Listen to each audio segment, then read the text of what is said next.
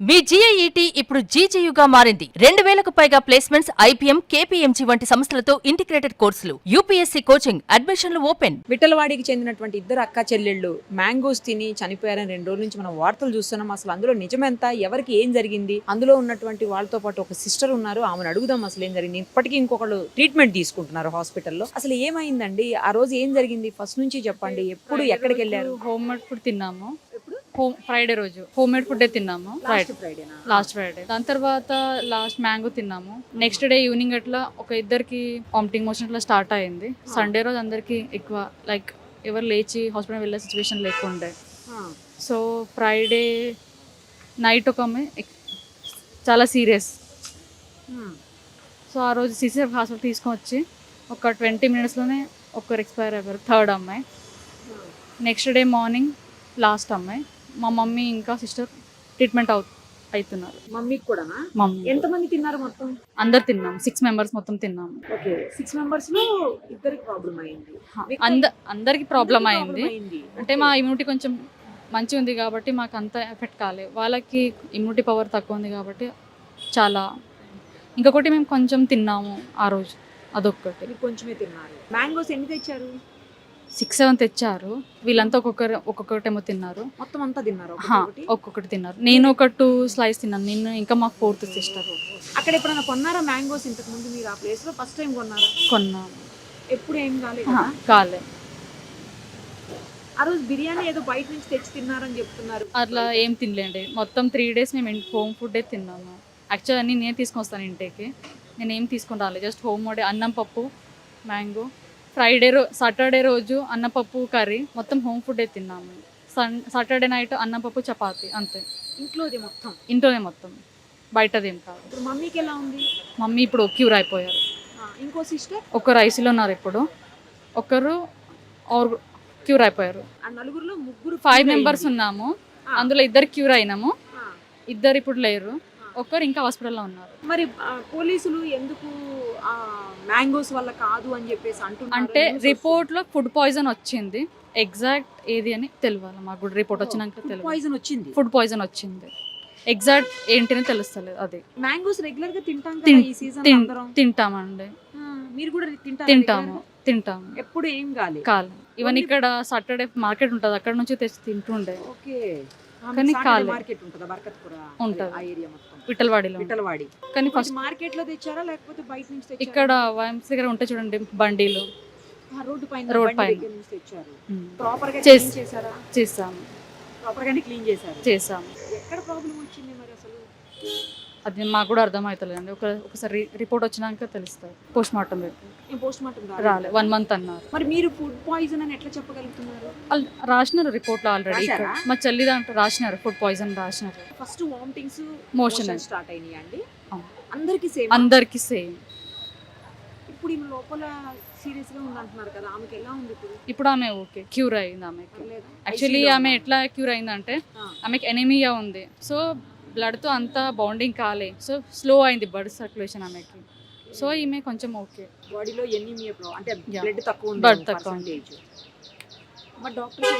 Actually వాళ్ళు కూడా ఏం జస్ట్ ఫుడ్ పాయిజన్ అంతే. దేని వల్ల అయినా తెలుస్తలేదు, ఏంటి అనేది పర్టికులర్ చెప్పలేదు. బయట నుంచి అయితే ఏం తినలేదు. మీరు 6 మొత్తం మ్యాంగోస్ తిని చనిపోయారని చెప్తున్నటువంటి ఇద్దరు సిస్టర్స్తో పాటు ఇంకొక ఆమె కూడా ట్రీట్మెంట్ తీసుకుంటున్నారు. ఆమె ప్రజెంట్ శాలిని హాస్పిటల్లో ఉన్నారు, బర్కత్పురాలో. హాస్పిటల్కి సంబంధించిన డాక్టర్ ఉదయ్ గారు ప్రస్తుతం మనతో పాటు ఉన్నారు. అసలు ఏం జరిగింది, వాళ్ళ ప్రాబ్లం ఏంటి, ఆయన మాటల్లో విందాం. డాక్టర్ గారు నమస్తే అండి.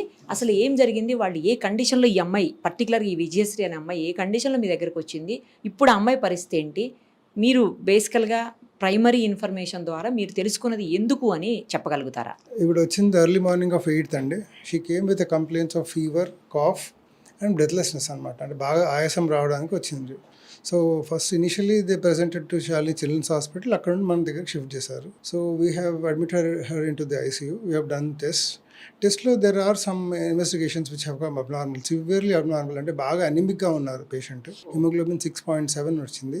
దాంతో పాటుగా ఏంటంటే షుగర్ కూడా ఎక్కువ ఉన్నట్టు చూపించింది. 20 ఏళ్ళ పాపకి HbA1c అనేది ఆల్మోస్ట్ 8.7, నార్మల్గా అయితే less than 5.6 is normal. So ఎక్కువగానే వచ్చింది. సో ఇంత అండ్ ఈ దమ్ రావడానికి కారణం ఏంటంటే ఎక్స్రే లోపల నిమోనియా 2 సైడ్లు నిమోనియా ఉన్నట్టుగా వచ్చిందనమాట.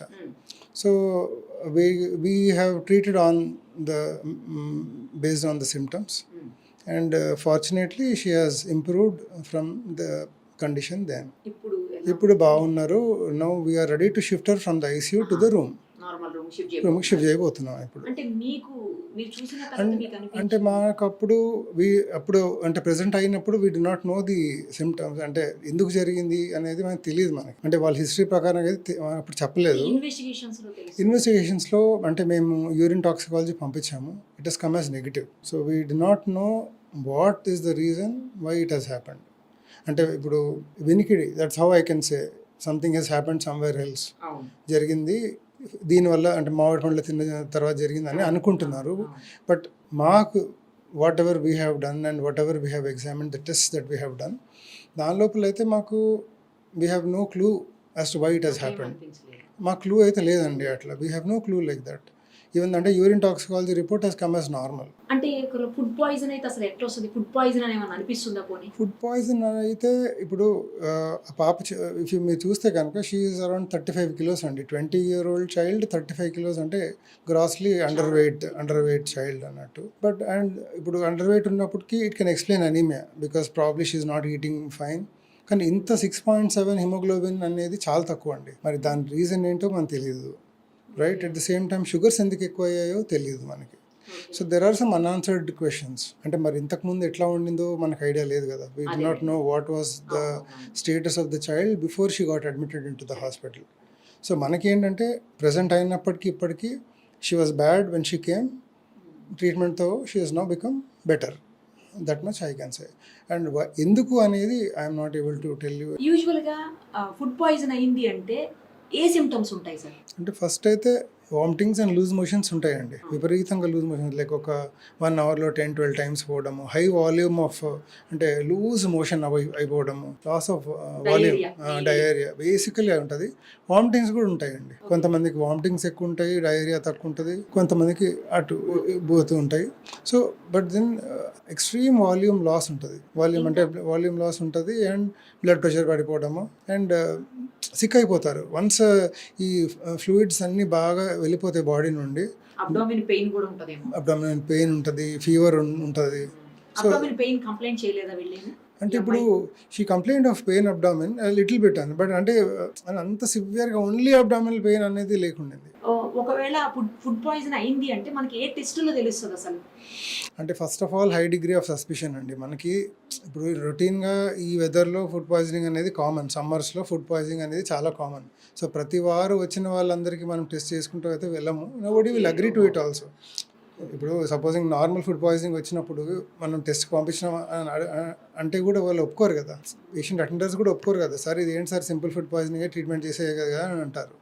So that is what we also think. అది without a proper background information మనం స్టార్టింగ్లోనే ఈ టెస్ట్ చేయడం ఆ టెస్ట్ చేయడం అనేది జరగదు. అంటే అలా కాదు. ఇక్కడ ఈ కేసులో పర్టికులర్గా వాళ్ళ సిస్టర్స్ ఇద్దరు చనిపోయారు కాబట్టి మీరు ఏమన్నా వీళ్ళకి ఫుడ్ పాయిజన్ కోసం స్పెషల్గా టెస్ట్లు కానీ ఫుడ్ పాయిజనింగ్ అని కాదండి. వాళ్ళ ఈ ఇన్ఫర్మేషన్ ఎప్పుడైతే వచ్చిందో సో ప్రాబబ్లీ ఇది ఏదైనా కాజ్ అయ్యిండొచ్చు అనేసి యూరిన్ టాక్సికాలజీ.